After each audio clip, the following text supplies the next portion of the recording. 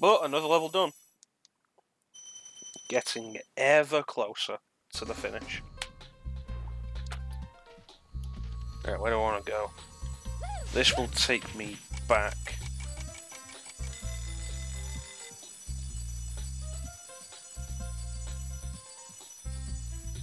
I think the next one will be Dark Passage. No jokes, please. Yeah, we grab this one as we head round again. This is Dark Passage. Is this going to be a level I remember?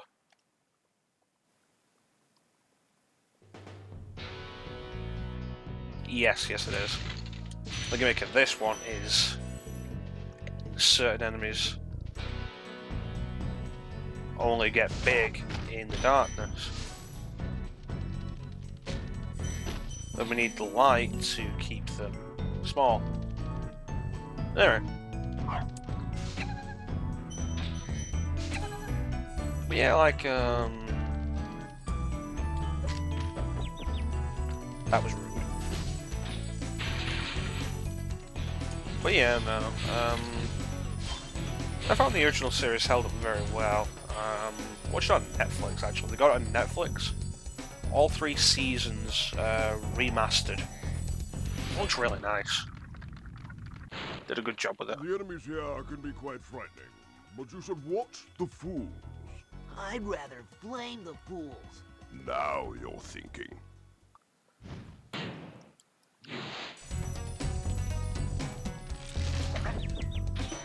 Yeah, all three seasons remastered. Looks really nice. There's a lot of good work gone into it. Certainly not a remaster to complain about, unlike the Buffy remaster. But we'll talk about that. You should be small, the lights on. So about that when we do a Buffy game.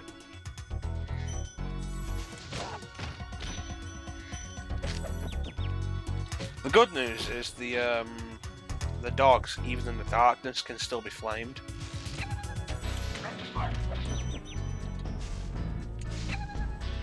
Bad news is when the turtles are big, they're still covered in metal. Thank you for releasing me. Totally worth it.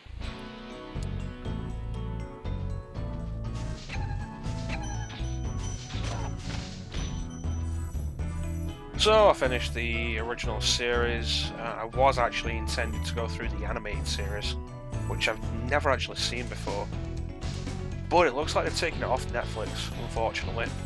I took too long to finish the original series, so it's not there, which is a shame.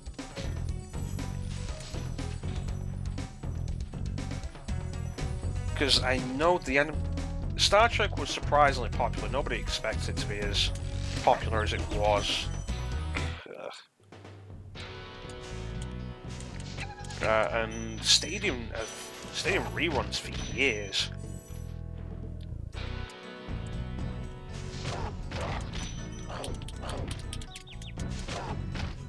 Yeah, stadium reruns for years. That was wrong. And always received a good amount of, what would be the word? Good ratings.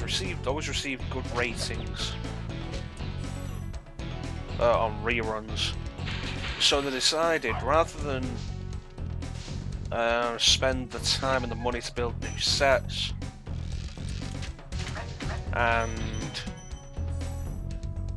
build new sets, bring the actors back, which I think they did intend at one point. There was a series in development that never went anywhere called Star Trek Phase 2. You know, I think you just might be the dragon to defeat Nasty Nork. That's me, all right. But in the end, they ended up going with the animated series because it was cheaper. You could do more with it because you weren't having to pay for special effects or models or anything like that. You could just...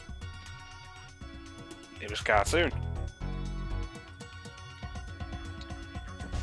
You didn't need to pay for special effects. You could show bigger things. You could do more with less because you just draw it. Now, there's something I'm after that I've missed. There's another area. It's not down there.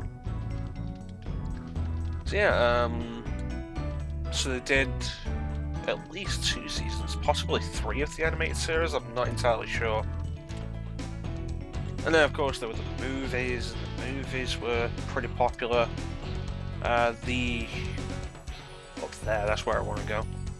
The first movie, Star Trek the Motion Picture, isn't overly well regarded, but it did well enough. Did well enough for a sequel to be greenlit, although Paramount were aware of the problems of the original movie. Right, I need to get up there somehow.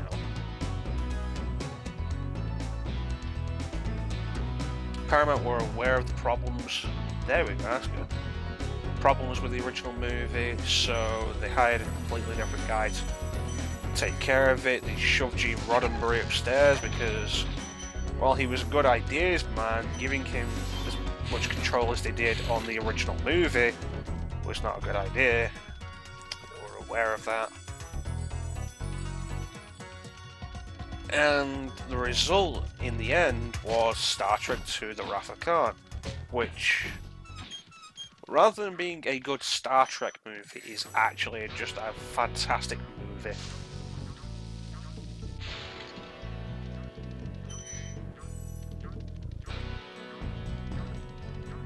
And while it's not the biggest thing to be known, like everybody knows Darth Vader is Luke Skywalker's father. Bruce Willis was a ghost. Everybody knows those things. And while Star Trek II: The Wrath of Khan, the ending isn't as well known as stuff like that, it's still a very well known ending.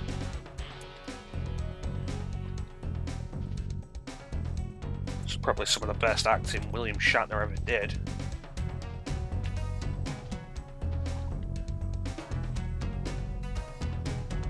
Come on, where am I? Still have to somewhere.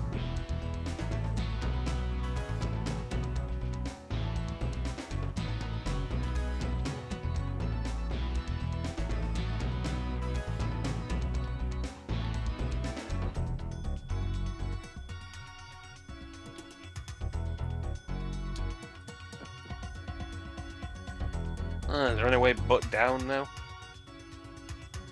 I don't think so.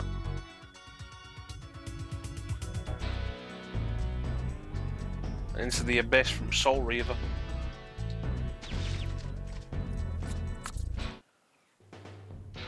And yeah, no, Star Trek II: Wrath of Khan just came out as a genuinely excellent movie.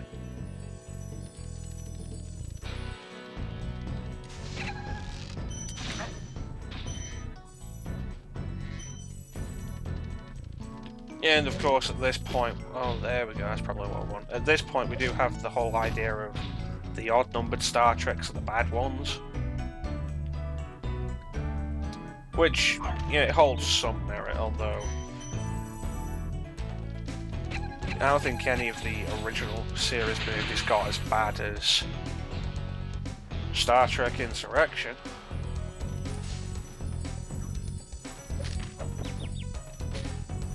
On the whole, I'd say, in general, the original series definitely got better movies overall than the Next Generation did, despite Next Generation ostensibly being considered the better series.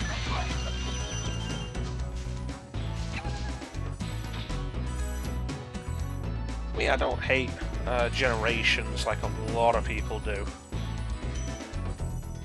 I think First Contact is a genuinely good Star Trek movie. I'm sure it has its problems, but, you know, after their introduction, the Borg just became a problem whenever they brought them back, because they had to keep devising ways for the Borg to be defeated. Which is like in Doctor Who with the Daleks. I mean, if you've only watched a new series of Doctor Who... Oh, this should be the last dragon. Thanks, Spyro. I'd love to help you catch Nasty, but I'd really hate being trapped in Crystal again. Don't worry. The only one who's gonna be trapped is him.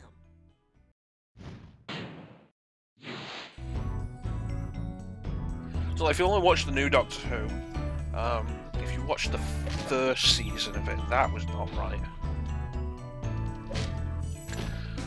And the episode Dalek, which is a really good episode, which was the first introduction of the Daleks in the new series. And there's one Dalek, and he is presented as one of the most dangerous and terrifying enemies of the series. And they did really well. They brought the Daleks back at the finale of that season, and it did really well. They were defeated without diminishing the menace of the danger, because of the way they were defeated.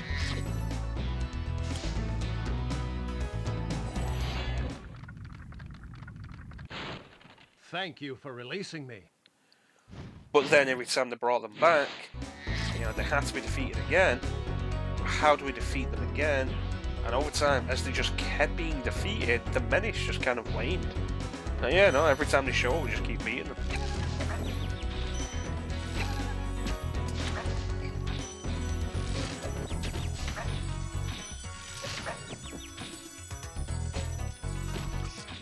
And the Borg kind of went through a similar thing, although the characterization of them also slipped. As they tried to make them more menacing, they also made them more characters. In their introduction, one of the most terrifying things about the Borg was there was no character, they were just an unstoppable mass. They were basically space zombies.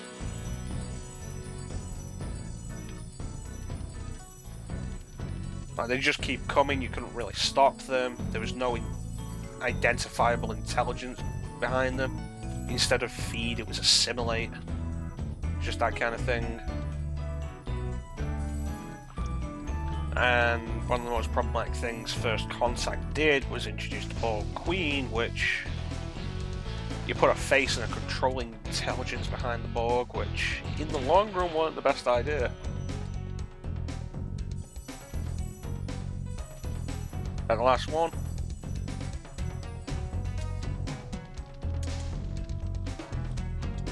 That's it. Yeah, it just wasn't the best idea, but First Contact is still a really solid movie. Insurrection is really boring and badly done, and contradicts previous Star Trek history. Nemesis has its problems, but it is not the worst Star Trek movie. Not by a long shot. But people always act like it is. But no, Nemesis is fine.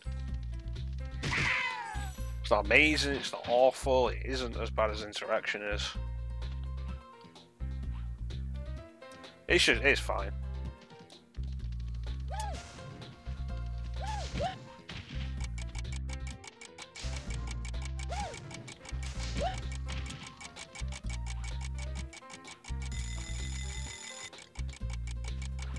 But yeah, no, finished watching the original series, and now I have started Next Generation. Watched a pilot today, actually. Encounter at Farpoint.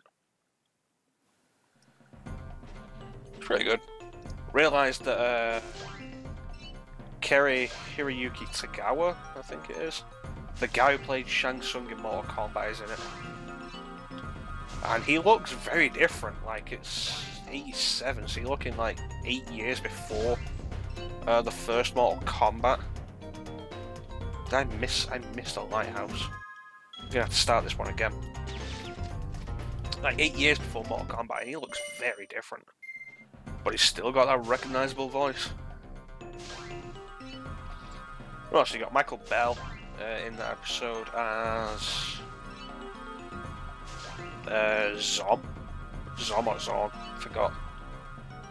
The Groppler. And like underneath all the makeup, almost unrecognisable. God damn it, almost unrecognisable. But you can still tell it's Michael Bell's voice.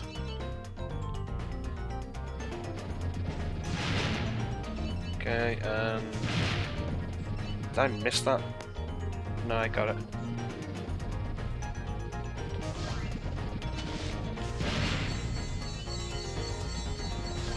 I don't think I'm gonna get this.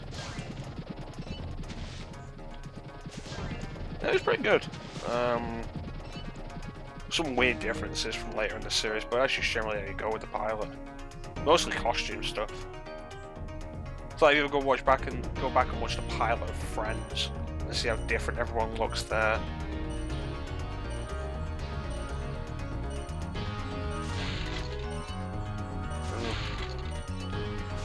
But yeah, no, I've just been doing Star Trek. I do a Star Trek game at some point.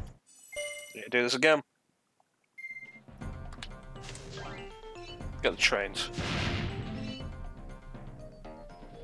Grab these guys. There's a few Star Trek games. Never really had the same level of interest in Star Trek as I have in Star Wars. Although as far as Star Wars goes, the reason for that interest was pretty much the games. And there just hasn't been as many Star Trek games that I've played. There was one I played that was of any real note. The Game for Generations on PC. No idea why, but we had it when I was a kid. Oh, we were doing well then. Yeah, no idea why, but we had it when I was a kid, and there was a lot to it. A lot of interesting stuff with it. Part planning, part first person shooter, part exploration game. Old PC games are weird because a lot of them just aren't set to a particular genre. Which can be kind of fun. Wouldn't mind revisiting it for like a one-off. But the thing with old PC games versus PS1 games, Nintendo 64 games, Dreamcast games, GameCube games, like getting them running on modern systems is just not fun. Alright, try and get these chests.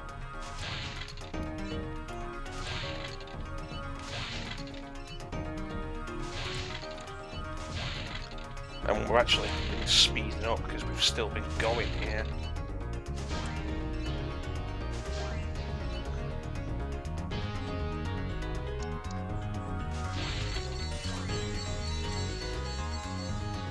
And now we've slowed down. Come on. We need to find one more. There it is. Nice. So that worked. Been doing anything else?